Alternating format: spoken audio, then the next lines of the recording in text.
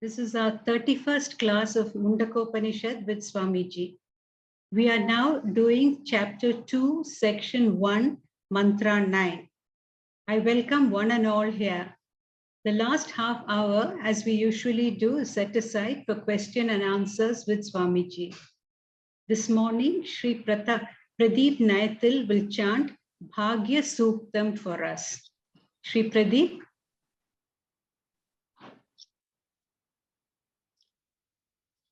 Om Gananantva Ganapatim Havamahe Kavim Kavinam Upamasravastamam Jeshtarajam Brahmanam Brahmanaspata Anasranvannodibhisida Sadhanam.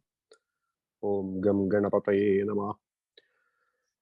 Pavakana Saraswati Vajebhirvajinivati Yajñam Vashtudhyavasu Chodayitri Sunrutanam Chetanti Sumatinam Yajñam Dadhe Saraswati Maho Arnas Saraswati Prachetayati Ketuna Dhiyo Vishwavirajati. Om Sam Saraswati Namah. Shatadhara Mutsamakshiyamanam Vipaschitam Pitaram Vaktvanam Melim Madantam Pitrorupasthe Tam Rodasi Pipratam Satyavacham. Om Gum Gurubhyo Namah. Vedavatasya Vartani Muro Vedavatasya Vartani Muro Rishvasya Brihata Vedaye Adhyasate. Om Vedavyasaya Namah. Om Prataragnim Pratarindram Havamahe Pratarmitra Pratarashvina Pratarbhagam Pushanam Brahmanaspatim Pratasomamutarudram Huvema Pratarjitam Bhagamugram Huvema Vayam Putramaditejyo Vidharta Adhraschidyam Manyamanasturaschidrajachidyam Bhagam Bhakshityaha Bhagapranetar Bhagasatyarādho Bhagemandhiyamutavadadanna Bhagaprano Janaya Gobhirashvair Bhagapranribharnrvandasyama Utedanim Bhagavandasyamo Utaprapitva Utamadhye Ahnam Utotita Mathavan Suryasya Vayam Devanam Sumatau Syama Bhaga Eva Bhagav Astu Deva Tena Vayam Bhagavandasyama Tantva Bhaga Sarva Ijjo Haviti Sano Bhagapura Eta Bhaveha Samadhvara Yoshaso Namanda Dadhikrāveva Shuchaye Padaya Arbācīnam Vasuvidam Bhaganno Rathamivaśva Vājina Avahandu Ashwavatir Gomatirna Ushaso Viravati Sadamuchandu Bhadra Kritanduhana Vishwata Prabhita Yuyambata Swastibhis Sadana. Sarvam Brahmarpanamastu.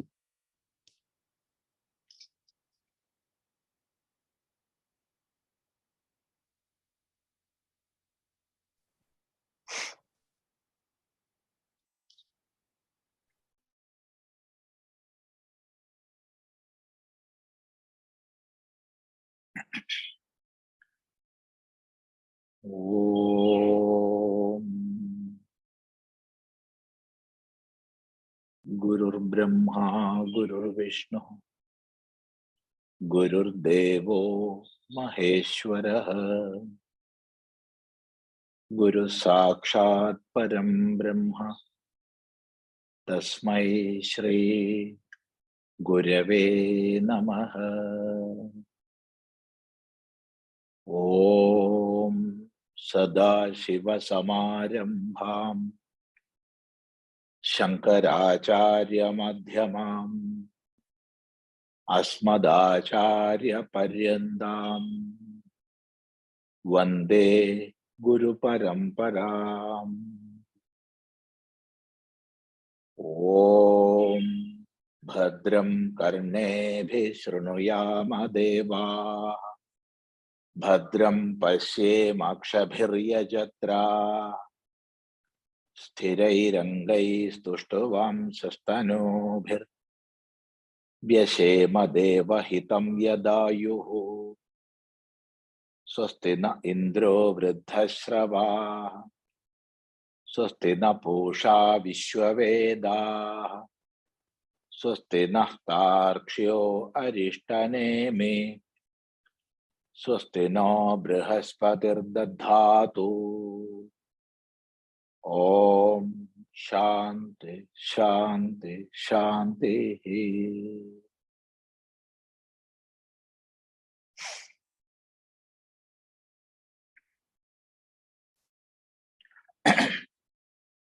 In our last satsanga, we have seen the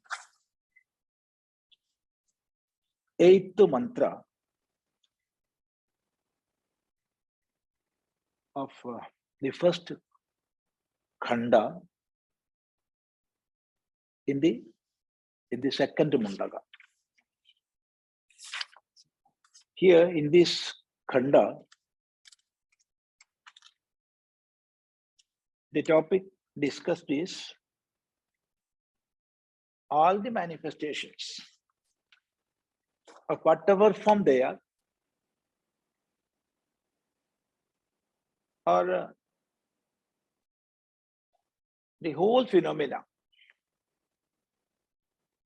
are manifesting from the imperishable existence absolute.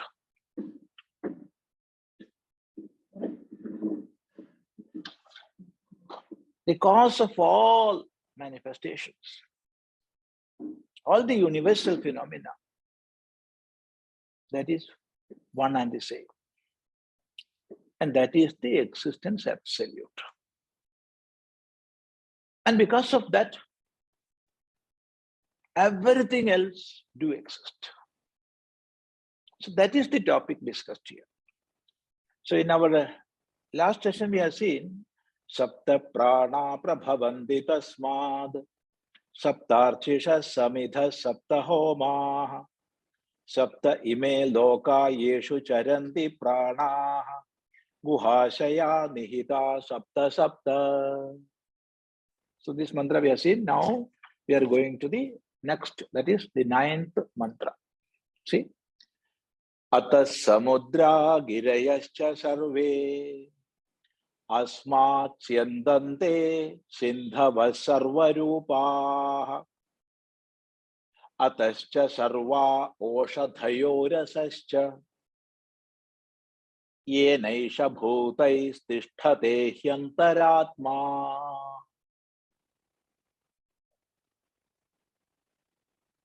Let us read once more. Ataḥ samudrā girayaśca sarve smātsyandante sindhavaḥ sarvarūpāḥ ataśca sarvā oṣadhayo rasaśca yenaiṣa bhūtaistiṣṭhate hyantarātmā.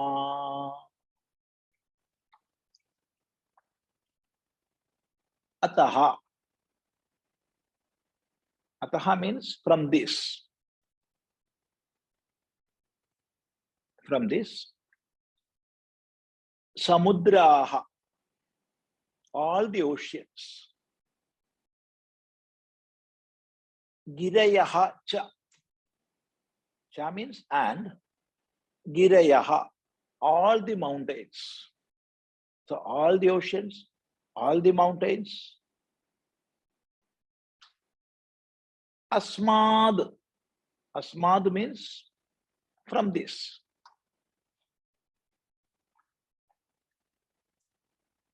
Syandante. Syandante are flowing. Syandante are flowing. Sindhavaḥ. Sindhavaḥ, rivers. Sindhu is river, Sindhavaḥ, rivers. And it can also be taken as Sindhu is ocean again. But as samudrā is already said, we can take this as to mean rivers. Sarvarūpāḥ. Sarvarūpāḥ, of all forms. Of all forms. Ataḥ, from this. Sarvā oṣadhayo. Sarvā oṣadhayo, all vegetations.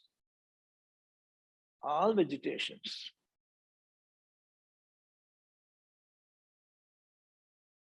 And rasaśca. It is not easy to translate the shabda rasa. It is not easy because rasa is the essence. Essence of what? Essence of everything. Or rasa is the taste. Taste in everything. And rasa is the splendor. And rasa is sap, sap of plants and trees. So there are many meanings.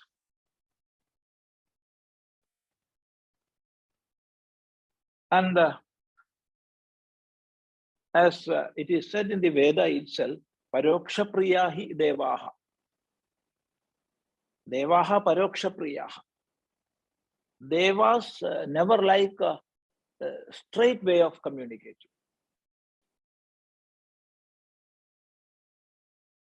In the Veda, we will see the first letter put on the last and the last letter on the first, like that. Why? Because paroksha priyahi devaha. So instead of saying nama, Rishi may say mana. And mana is reverted, it makes nama. So nama means name. This is not mine, this is not mine.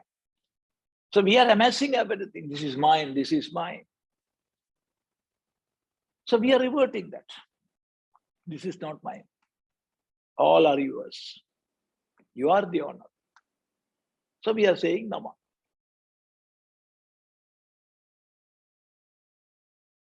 So here, rasa when reverted is sara. Sara is the fountain of all, foundation of all, the souls of all, souls of everything. And when it is taken as sara, it is the essence again. So rasa and sara both are essence. So we will discuss that again. Yena means by whom. Eshaha, this. Tiṣṭhate. Tiṣṭhate is the Vedic form. So in the worldly language, we can say tiṣṭhati. Tiṣṭhati, the word meaning is sitting. So here we can take it as to mean existing. Tiṣṭhati is existing. Even though the verbal meaning is sitting, we have to take it as to mean existing. He certainly or verily, hyantarātmā, the inner self. Antaratma is inner self.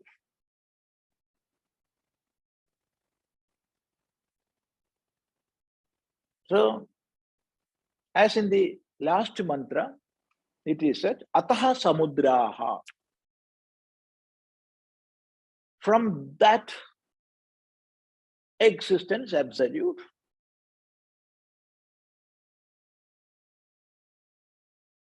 which is explained in the first mantra as the source of all manifestations, or the substratum on which everything else exists. That imperishable Brahman, from that, all the samudras are coming.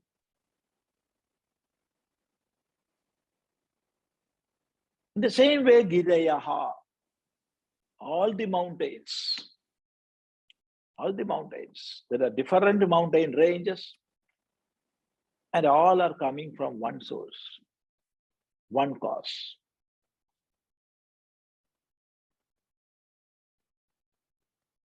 And there, the Shabda sarve is there. So sarve means all samudras, all oceans, all mountains. So in this earth, we say there are 7 oceans, sapta samudra.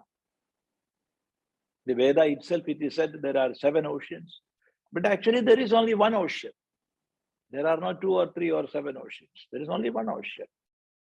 We are dividing, we are giving name. All are interconnected. But still, when we are looking from different places, there are many oceans. And even outside this earth, how many oceans are there? We do not know. In the earth, we know that such and such oceans are there, or water reservoirs are there. But how many planets are there? We do not know. Our knowledge is very limited.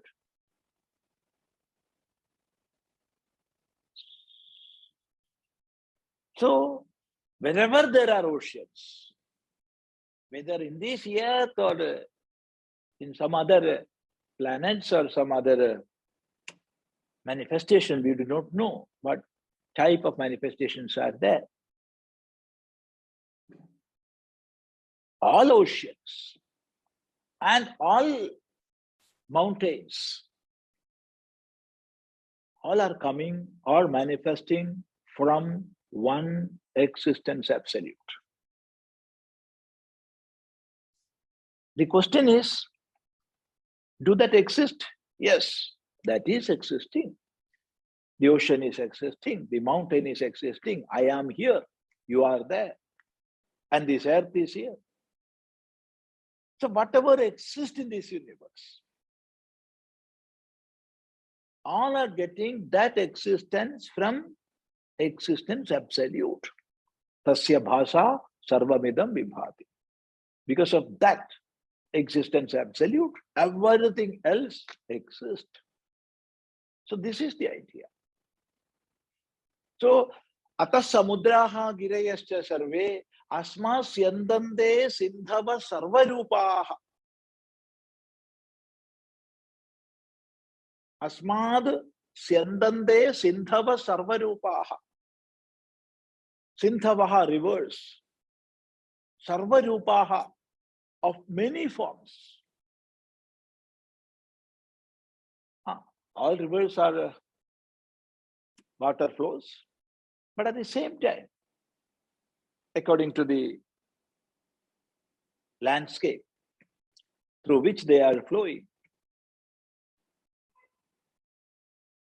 there are rivers with many colors. Many colors are there. Bluish river, then grey river, muddy, so many types of, so many colors of. And some are flowing straight from the source to ocean. Some are flowing and mixes with some other rivers. And there are some others which will vanish.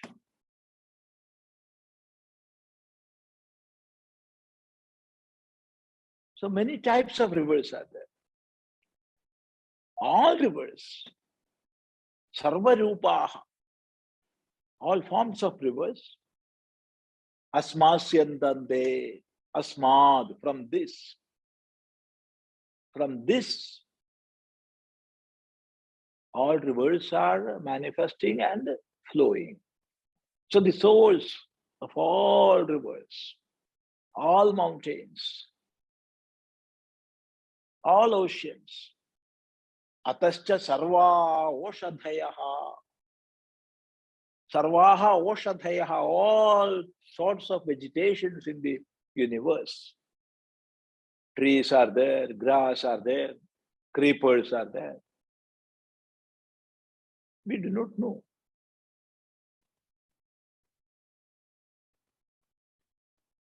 Single-celled plants are there. So many types of plants that together we call oṣadhayo. All the vegetations are manifesting from this existence absolute. And concluding this discussion, which started from the second mantra. Yeah.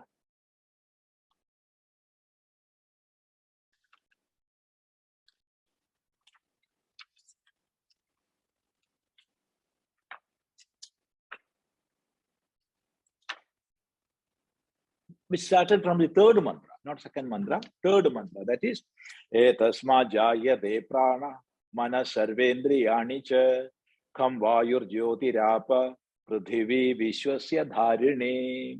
From that discussion started. That is this imperishable Brahman is the cause or source of all manifestations. So from that third mantra, this discussion started, and to conclude that, or to summarize that, the Rishi says, yenaiṣa bhūtaistiṣṭhate hyantarātmā. The inner self is existing with yenaiṣa bhūtaihi, all these bhūtaihi, with all these manifestations. This inner self is existing. See, the existence absolute is not at all depending on anything else. It is not depending on anything to exist, because it is existence.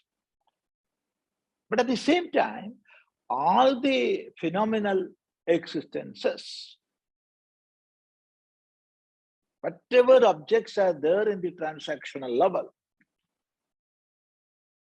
all are depending on this existence absolute to exist. Because of that, everything else exists. And through this phenomenal world or this universe, we are seeing or we are experiencing that existence absolute.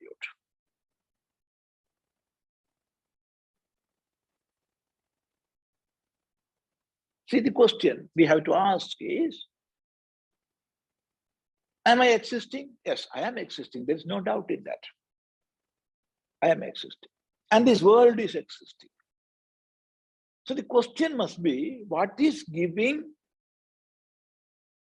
my existence? Because this body is ever changing.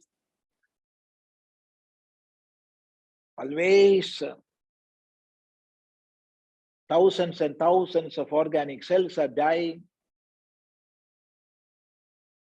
and new ones are coming.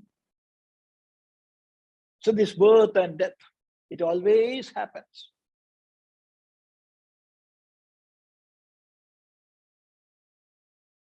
And everything in the physical plane are going on changing.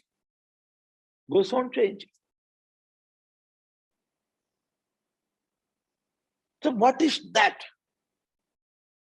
unchanging existence? What is that which is the substratum of all? This is the question. So it is answered here, Antarātmā bhūtaistiṣṭhate. The form tiṣṭhate is Chandasam, Vedic. So we have to take it as to mean tiṣṭhate, sitting, that is existing. So this Antarātmā, the inner self, is existing by all these manifestations.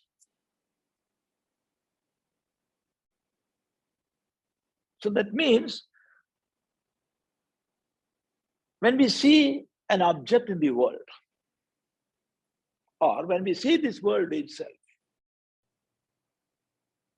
the vision we have to have is that which is giving existence to this. What is that? That is the Antarātmā, the inner self. The inner self. Now, let us go to the first mantra once again. There it is said, we didn't discuss anything about Antarātmā. Instead of that, Aksharad vividha somya bhavaha prajayande tatra chaiva piyanti. There, the Akshara is the imperishable existence, which we call Brahman, or which we can call Paramatma. It was mentioned there. From that, we started this khanda. So we started with Paramatma or Brahman. And it is said, it is Aksharam. Aksharam means the imperishable. Now, through this, all the 8 mantras, we have seen one topic. All the manifestations are coming from that imperishable existence. Now it is said, bhūtaihi, with these elements, or with these manifestations, Antarātmā is existing. So what is taught there? We started with Brahman or imperishable existence, and now we are saying, or she is saying, Antarātmā tiṣṭhate. The inner self is existing or manifesting through this universe. So what is the idea or the message conveyed? The message is the imperishable Brahman, which is the cause of all, which is the substratum of all, is the Antarātmā. So that is the teaching of the Upanishad. That is the crux of all Vedanta.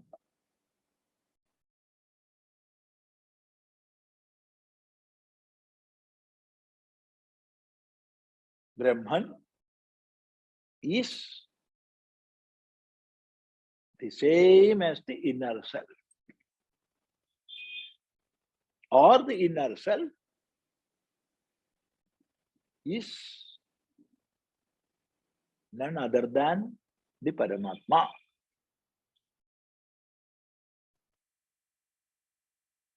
When it is encircled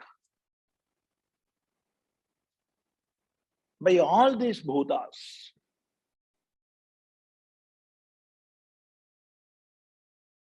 then that superimposition happens, and we are giving separate existences to all that we see in this universe. This is something and that is something else that is different from this. Ishvara is different from Jiva, and this world, it is different. Either is different from fire, fire is different from earth, and that is different from water. All differences we are seeing. And now this analysis is taking us to this conclusion that the same existence absolute, it is existing through, or it is manifesting through all the phenomenal planes.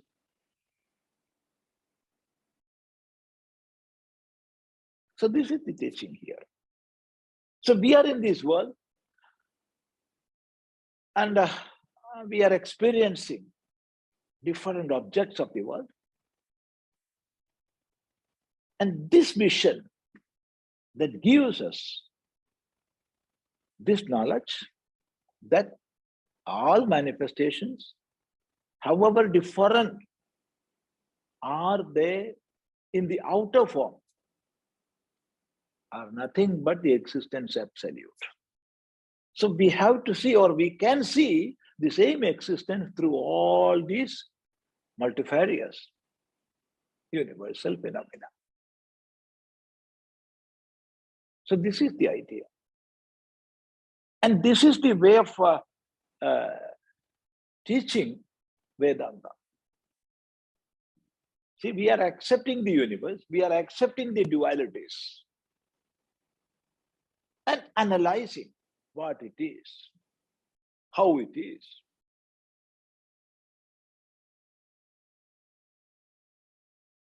And finally, we are reaching at the conclusion, all these are actually one existence absolute.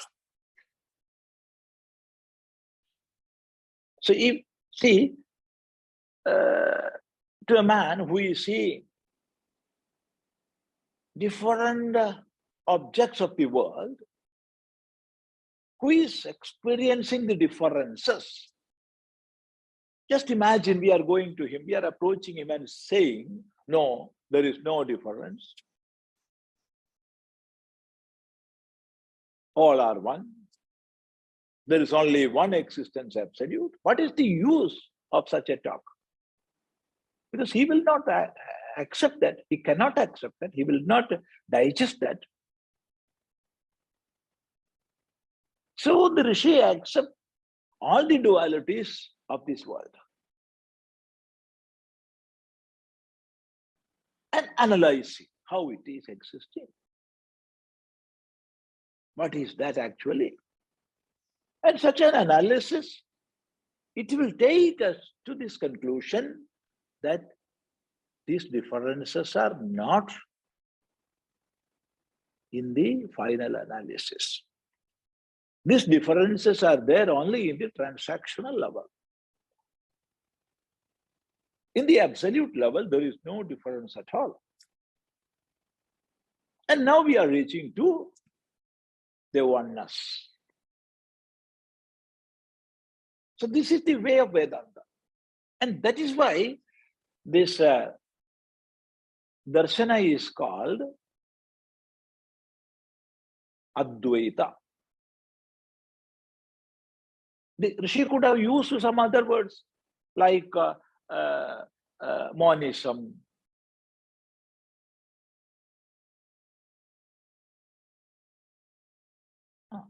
some scholars even translate Advaita as monism. It is not correct. It is not at all correct. Rishi could have made some Sanskrit words like that. But Rishi didn't. Why? Because when we are saying Advaita, first we are accepting the dualities as they are. And through a proper analysis, we are negating all dualities. Neti, neti, neti. And finally, reaching at the conclusion that the existence is one absolute. In the ultimate level, there are no differences at all. And at the same time, in the transactional level, we are accepting differences. That is why there is Guru and Shishya.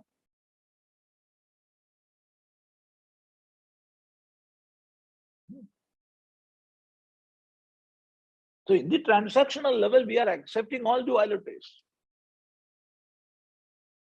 And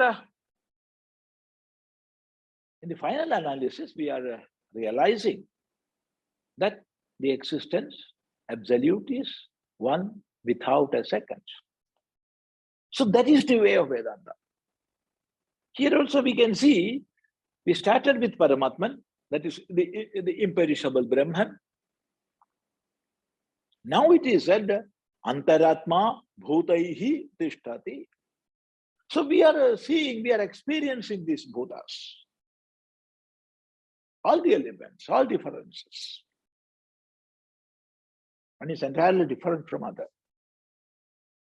Fire is different from water.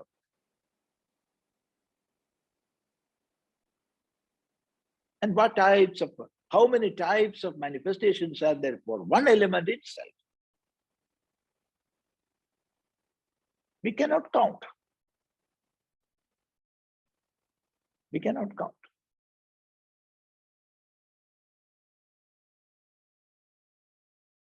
Steam is water. And a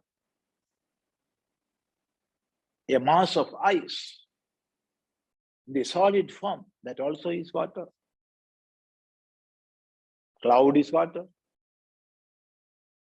So water itself, in how many ways it is manifesting? In the same way. So all differences are there. But the essence, the sara, the rasa is one.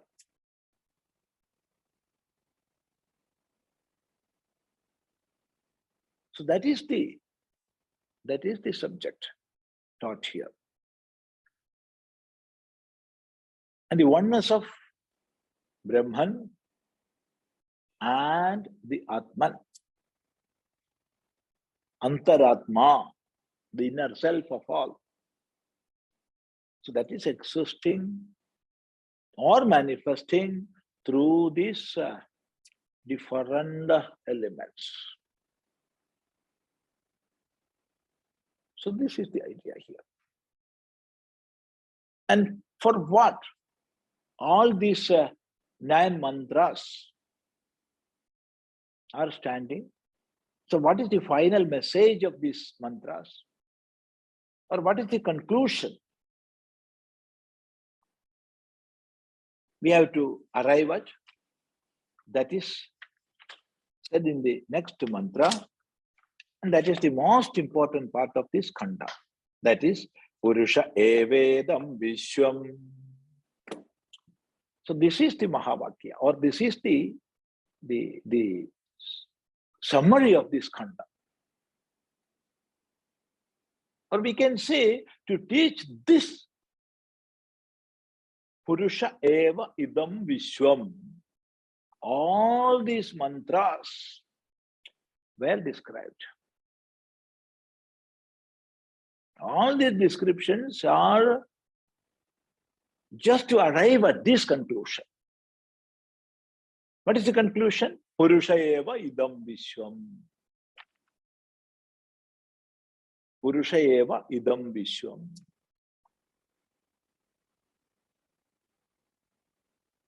Eva, certainly, definitely, no doubt. Purusha eva, it is Purusha. Idam vishwam, idam, this, vishwam, the world. The whole world. When we say vishwam, one meaning of vishwam is the world, vishwam. The world. And the other meaning is everything. Vishwam, everything. Sarvam. It's a synonym of sarva.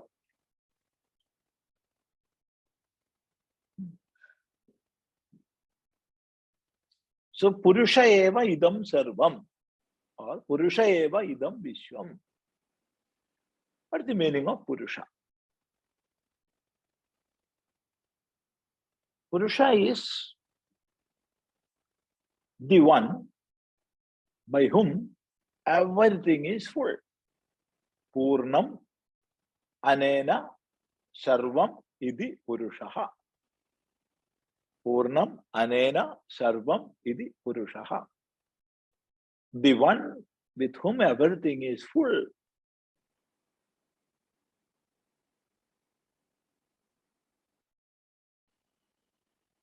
Or another meaning is Purishu Shete idi Purusha.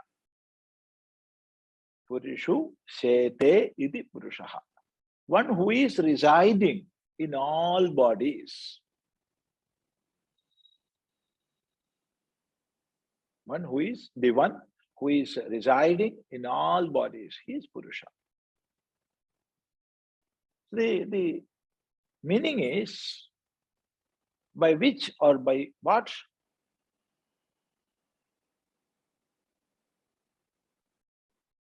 all the manifestations, everything, the universe itself is permeated.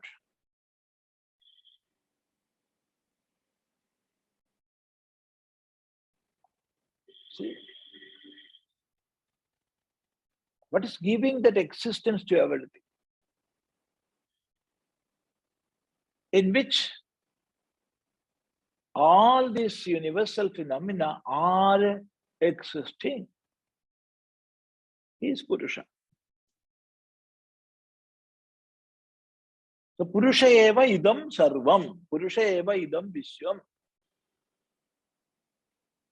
All these existences, all the manifestations are certainly Purusha himself. There are no two existences. One existence absolute is manifesting in many forms.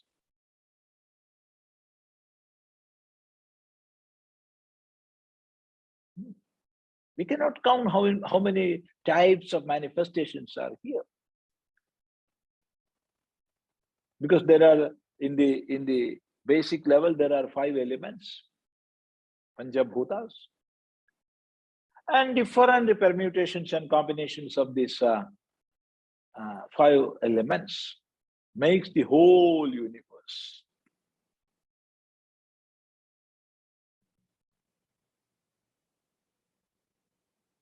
And the question comes, what is giving existence to all these manifestations? Then it is Purusha. It is that Purna. As we have seen in the Shanti mantra, Purnamada Purnamidam. Without any limitations. So here, there is one more point to notice.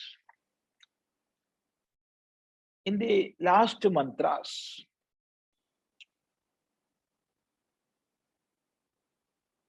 Purusha was described, or the imperishable existence, which we call Brahman, is described as the source of all, or the cause of all. Cause of all phenomenal planes. Everything are manifesting from that primary cause.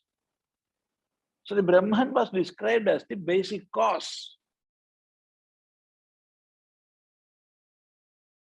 And the universe as the effect. So there comes the question, is there any difference between cause and effect?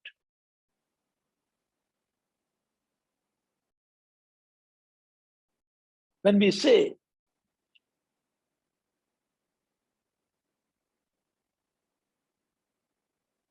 curd is made of milk, that curd will not become milk again. Mutation happened. So karana, the cause, when it is made the karya, the effect, there is a change. And the material has changed. Curd can never become milk. So that is parinama. Is there any parinama happening in this case? That is when the imperishable Brahman is the cause of all. Is there any parinama happening? If there is a parinama, that is a change, it cannot stand as the unchangeable substratum.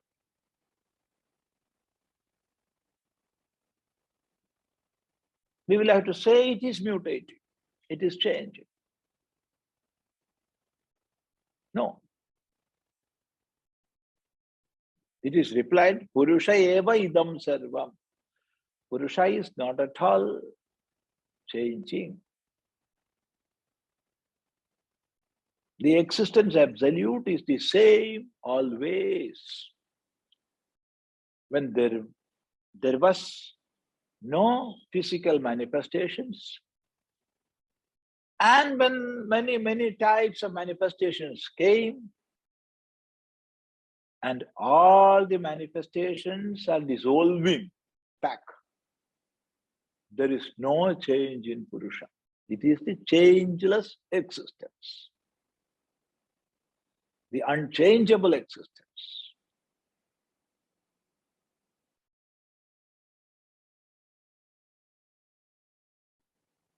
To show that, it is said, Purusha is the cause of all, and Purusha is everything.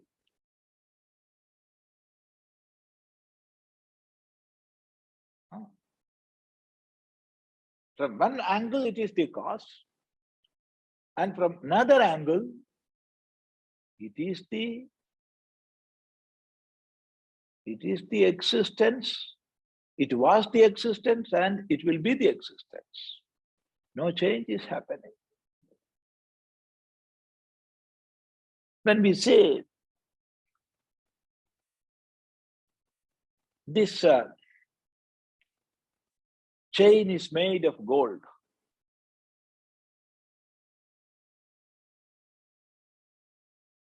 this is a gold chain. Actually, it is gold.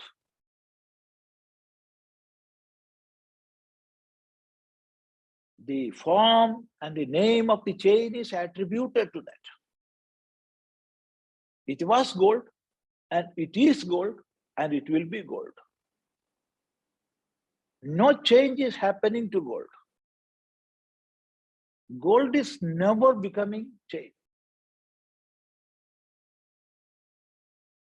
If gold is becoming chain, what is the value of gold?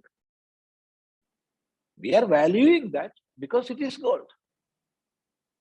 Even when it is manifested as chain, or a bangle, or a ring, it is nothing but gold. No change is happening. In the same way, the existence absolute, when all the names and forms are attributed, it is the same. It was the same, and it will be the same. So there is no change happening in Purusha. And therefore, even when this universe is there, it is Purusha. It is the same existence.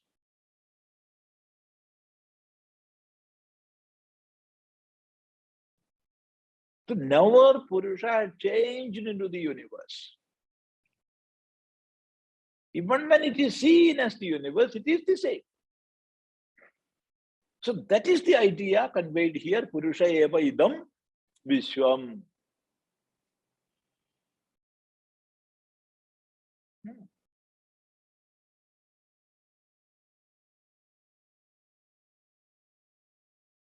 We cannot say, showing a cup of buttermilk, this is milk. No. Buttermilk is different from milk. Even though the cause is milk, it is changed. We cannot say that.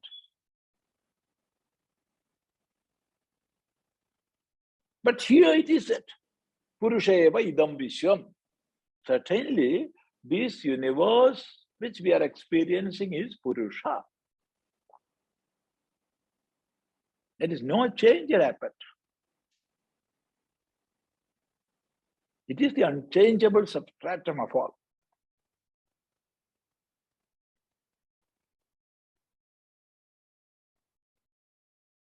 So we have to understand why this explanation is required. It is required because in the earlier mantras it was said, he is the cause of all. When we take it as the cause, we may think it is undergoing change. If it is undergoing change, it cannot be the existence absolute. So the your teaching itself will be self-contradictory.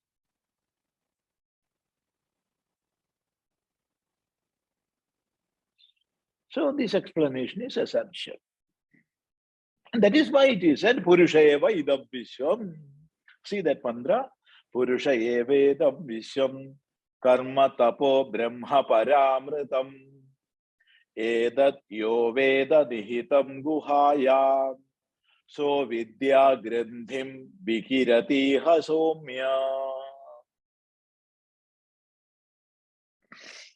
Purusha eva idam vishwam karma tapo brahma paramritam edadyo veda nihitam guhayam so vidya grandhim vikirati hasomya. Purusha eva idam vishwam karma, all the activities, all the rituals, all the actions, whether scriptural or worldly, all the actions, tapaha, all disciplines, tapaha, all disciplines,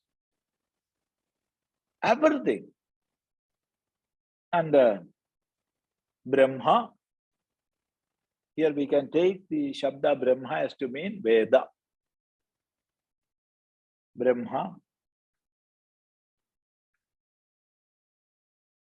Paramritam, Paramritam, the highest. Param is the highest. Amritam is deathless, having no death. The highest, which do not have death. Etat, this, Yaha Veda, one who knows, where Nihitam Guhayam, Guhayam, inside the cave. In the cave. What is the cave here that we have to explain? Let us see that. Nihitam. Nihitam. Present inside. Or hidden inside. Nihitam. Hidden. Hidden inside. Inside what? Guhayam. In the cave.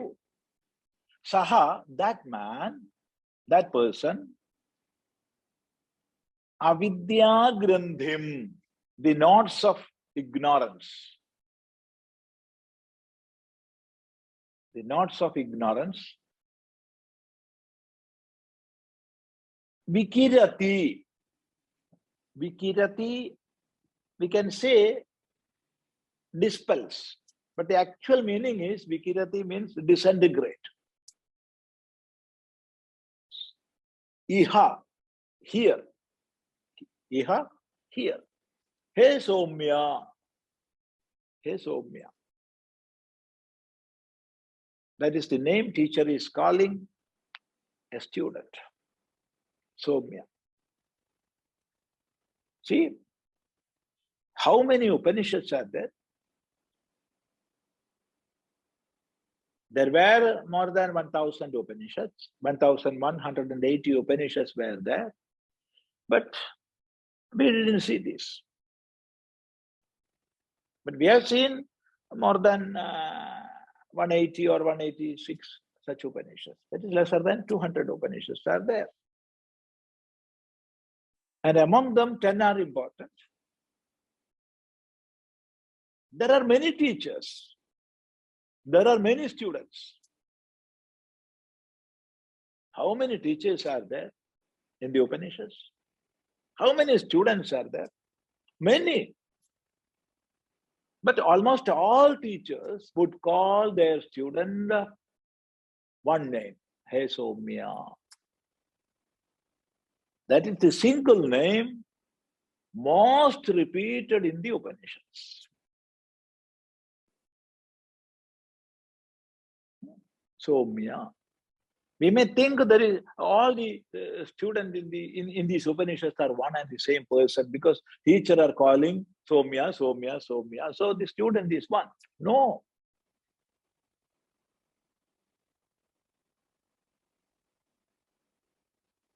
If the student is one in all the Upanishads, I won't study Upanishads. Because if even after studying one Upanishad, he is not having knowledge and he is again and again running for knowledge, what is the meaning in studying Upanishads?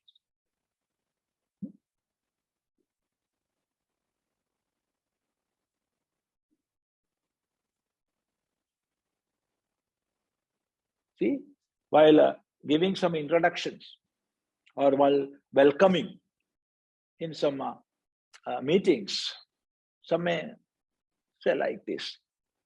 So it is a great blessing that Swami Chidananda Puri has come here. He learned Vedanta for a long time. Many years he studied Vedanta and he came here. What is the meaning? He is such a stupid. He is an idiot. He learned for that much period. There was one doctor here in Calicut. He used to say, my son is a great doctor because all others are getting MBBS within a short period of 5 years. But my son got it after studying 12 years. So he's a great doctor.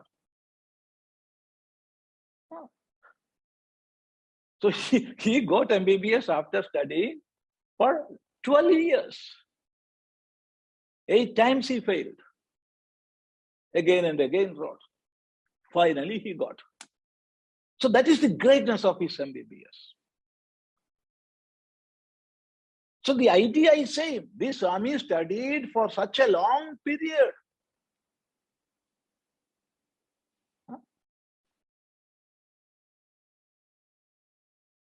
I don't know how you are thinking, but that is the sense. So if the student is the same in all Upanishads, I won't study Upanishads. There is no meaning in studying.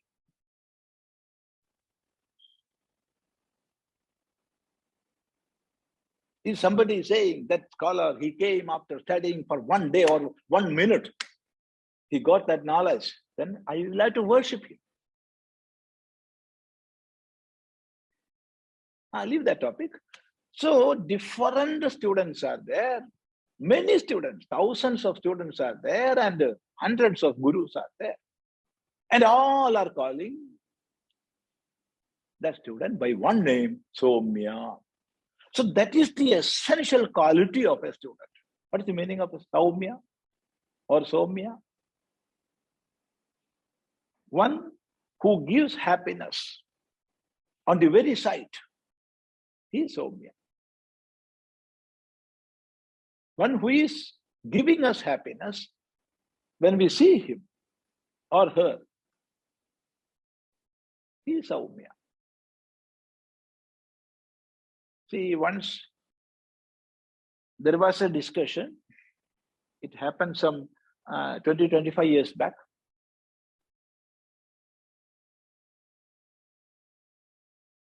All were sannyasins. Some 8-9 sannyasins were sitting together. And somehow that topic came. What are the qualities for a student of Vedanta? What qualities are required for a student of Vedanta? So it is a subject matter which has been discussed for thousands and thousands of years, because all prakaranas begins with that discussion. What are the essential qualities required for a student of Vedanta? So that same discussion came here also. So in those days, I was very junior in that group, because it was some 25 years back.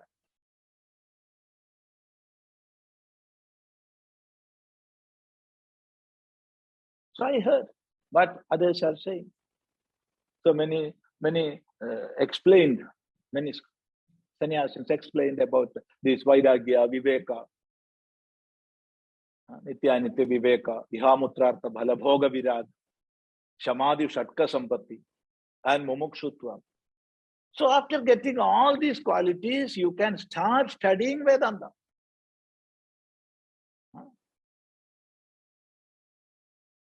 It is easy to explain, it is easy to talk.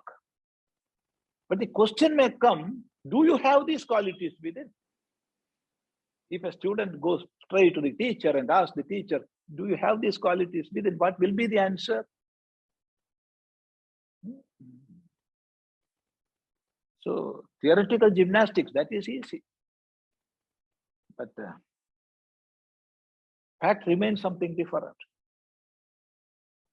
Then one Swamiji, one senior Swamiji asked him, what is your opinion, Chidanji? Why you are not saying anything? Then I said, I am not for this viveka, vairagya, shama and all. Let a student have them. But the most important thing is, a student must be a beautiful one.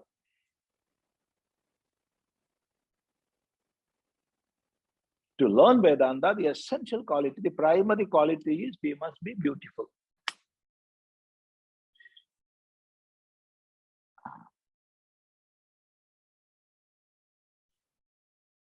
Hearing this, you need not go to beauty parlor to attend our next class. I will have to go to beauty parlor and attend Swami's class. No. See, the natural beauty of an individual, it will come out when our mind is pure. When there is an aversion or lust or desire or hatred,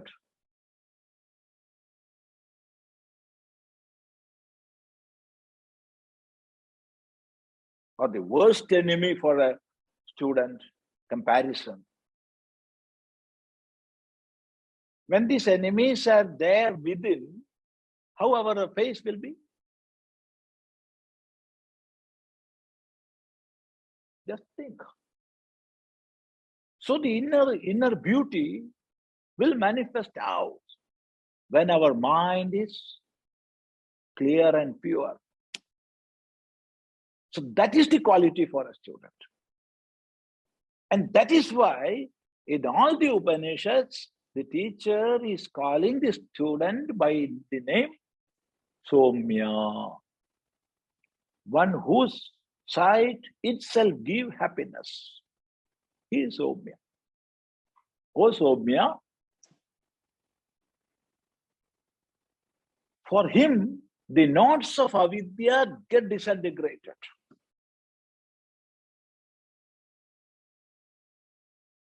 the knots of avidya, knots of ignorance.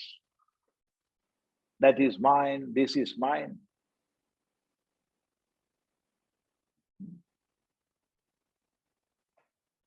I am a man, I am a woman. I am this, that. I do have this, I will get that. So many knots of avidya are there. All these knots of avidya are getting disintegrated when etadyo veda, one who realized this. Realize what? What is hidden inside the cave. And that is the same as the existence absolute referred to here. So within whom that knowledge, that realization comes, for him there is no ignorance anymore. So that is the idea of this mantra. This mantra we will discuss in our next sitting. So this mantra, 10th mantra, we will take in our next class. So if you want to ask anything, you can ask, or otherwise we can conclude. Swamiji, today's first question is from Dr. Kamala. Please. Dr. Kamala, can you please unmute? Yeah. Pranam Swamiji. Namaste, namaste. Namaste. Swamiji, the Purusham Evedam Visham Karmam, that Purushan is, whether it is the Uttama Purusha, because in Gita there are 3 Purushas are said. Uttama Purusha, Akshara Purusha, Akshara Purusha. Yeah, Uttama Purushastvanyaha Paramatmetyudahrataha Yo Lokatrayam Avishya Vibharti Avyaya Ishvara. So says Bhagavad Gita. So Purushottama is above the Kshara Purusha and Akshara Purusha. Kshara Purusha is what we are experiencing in this Virat, in this world. That which is decaying. Ksharati. Ksharati means, Kshara is decay. Ksharati is decay. So, everything to put together, having one individuality. See, I have an individuality. I am saying I am Swami Chidananda Puri. There are trillions of organic cells within this body. And each organic cell have its own entity and individuality. And a collection of, say, crores of or lakhs of cells may make a tissue. It have its own identity and individuality. Thousands of such coming together may make an organ. That organ to have its own individuality and individual entity.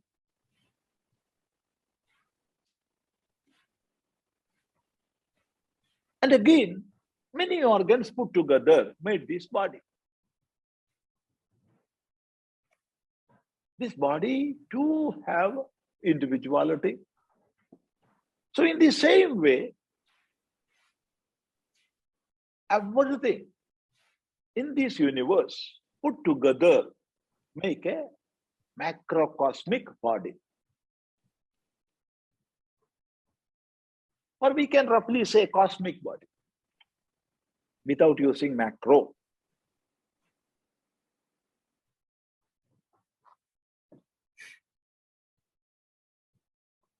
This earth, the sun, the solar system, or Milky Way, everything put together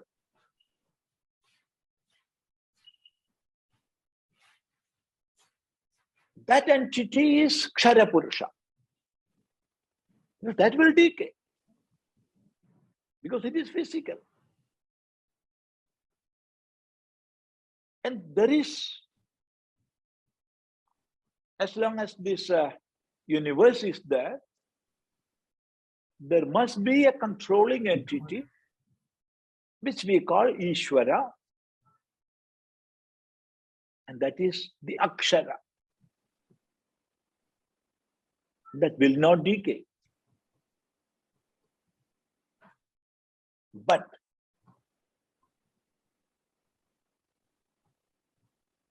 see, Ishvara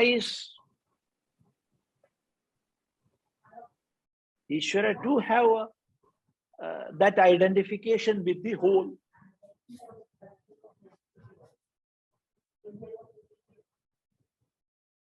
Just as we do have identification with this body, in the same way Ishvara have identification with the whole macrocosm.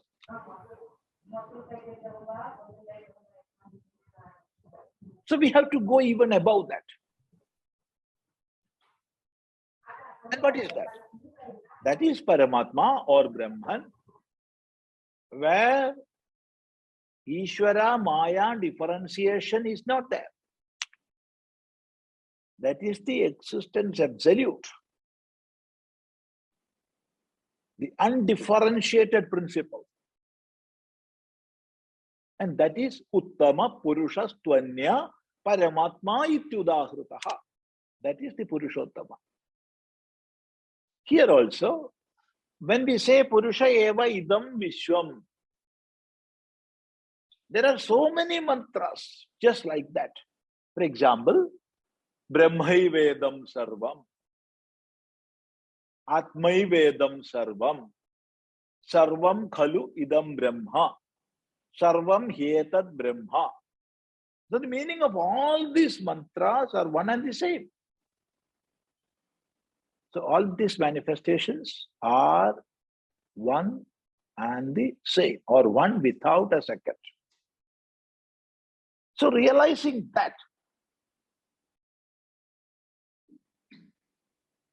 Rishi is exhorting Purusha Eva Idam Vishwam. So their Purusha is Paramatma. Their Purusha is Brahman. There is no doubt in that. Namaste.